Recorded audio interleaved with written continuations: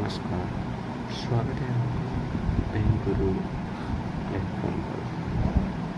तो आज हम देखेंगे कि हमारा बैंक के अंदर हस्ताक्षर मिसप्रिंट है या फिर फ़ोटो बहुत पुराना हो गया है या फिर हमें हस्ताक्षर जो पहले किए वो भी याद नहीं है। तो ऐसे में हम क्या करेंगे? तो ऐसे में कुछ भी नहीं करना है।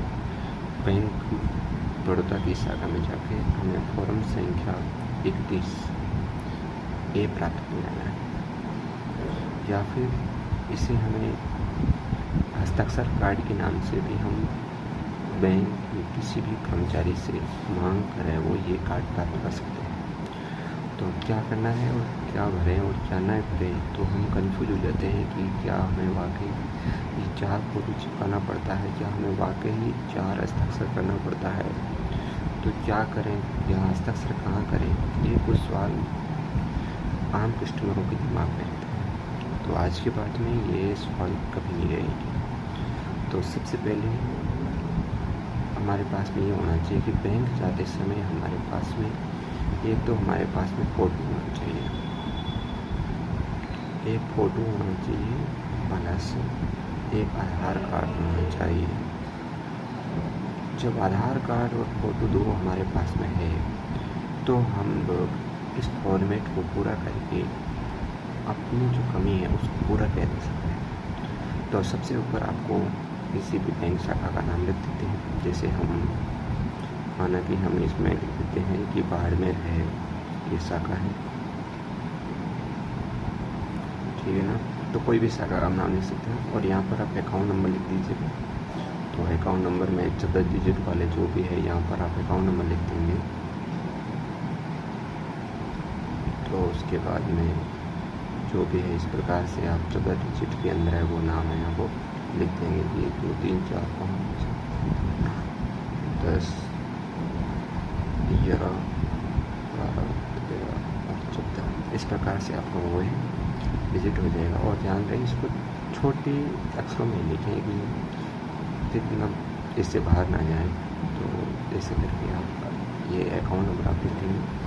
और उसके बाद में कोई भी जैसे यहाँ पर सबसे पहले है वो खाता धारक का नाम। तो ध्यान रखना है कि यदि हमारा खाता यदि जॉइंट है यानी जिसमें 2 व्यक्ति साथ में जुटे हैं तो 1 और 2 दोनों पे नाम लिखना है।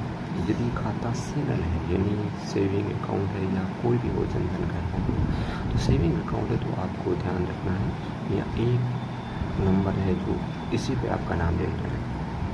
जैसे रोशन, तो रोशन है तो जिसका अकाउंट माना कि एक सिंगल अकाउंट है यानी जॉइंट अकाउंट नहीं है। तो जिस जॉइंट है तो फिर आपको मैंने बता दिया है फिर वो बात ना ध्यान रखना। तो देखो सिंगल है तो हमें दिक्कत नहीं हो, ये 4 कॉलम बने हो। सिंगल है तो यहाँ पर किसी में भी एक आप अपना यहाँ पर फोटो लगा देंगे, कहीं पर भी लगाओ, यदि यहाँ लगाओ तो भी कोई इशू नहीं है। और यहाँ पर जैसे 1 नंबर पे आपने ये नाम लिखा है तो ठीक 1 नंबर पे ही आप यहाँ पर हस्ताक्षर कर लें। ध्यान रखें ये हस्ताक्षर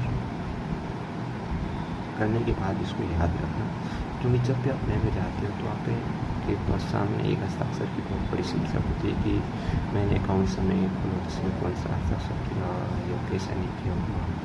तो एक बार इसमें आप ध्यान से रहिए कि मैंने जो हस्ताक्षर किया है वो कैसा किया, ठीक है। तो यदि ये आपका क्लियर हो गया है तो यदि आपका जॉइंट है तो फिर 2 नंबर यहाँ लिख दोगे, फिर 2 नंबर वाले व्यक्ति का फिर फ़ोटो यहाँ लगा दोगे और यहाँ पर हस्ताक्षर इसे करके ये प्रॉब्लम पूरा किया जा सकता है।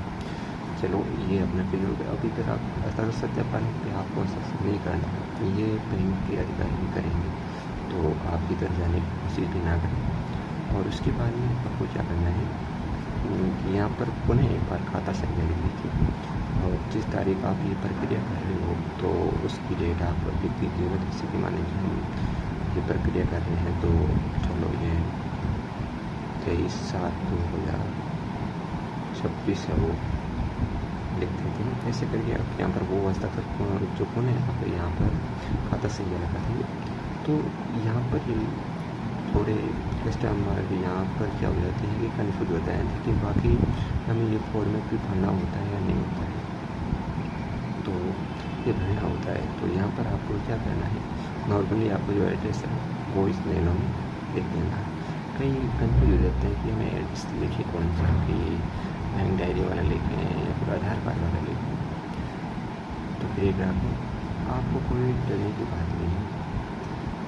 यदि आप आधार कार्ड वाला लिखोगे तो वो उचित रहेगा। तो आधार कार्ड के पीछे जो भी है तो यहाँ पर आधार कार्ड वाला एड्रेस है वो लिख दोगे, और टेलीफोन नंबर यानी मोबाइल नंबर या टेलीफोन नंबर से आप कन्फ्यूज मत करो, और ये मेरे पास तो टेलीफोन भी नहीं है, ये पहले का जमा लिखा है। तो इससे मोबाइल नंबर के नाम से मोबाइल नंबर आप 10 डिजिट वाला यहाँ पर देंगे।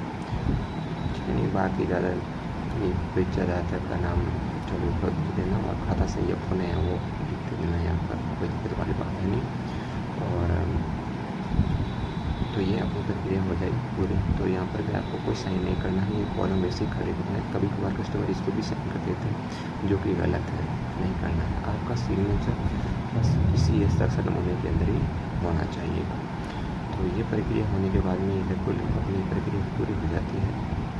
तो उसके बाद में रही बात आधार कार्ड, तो आधार कार्ड आपको लाना जरूरी है, उसके जेरॉक्स निकाल लें। और आधार कार्ड पर ही जो अभी साइन कर रहे हो, जैसे ये साइन है वही का वही साइन आप आधार कार्ड पर भी कर दीजिएगा। तो ऐसे करके ये आपका जो फॉर्मेट है वो क्लियर हो जाएगा, और फिर आप बैंक अधिकारी को ये दे दिएगा। और कुछ ही घंटों में यानी 24 घंटे का कुछ क्राइटेरिया रहता है, तो वहाँ से ये आपका सही हो जाता है। और उसके बाद में आप जब भी आप जाओ तो आपके हस्ताक्षर और फ़ोटो संबंधित ये कोई भी समस्या नहीं होती। और दूसरी बात ये भी होता है कि हमारा अकाउंट 10 साल हो गए तो इसमें फ़ोटो पुराना होता है,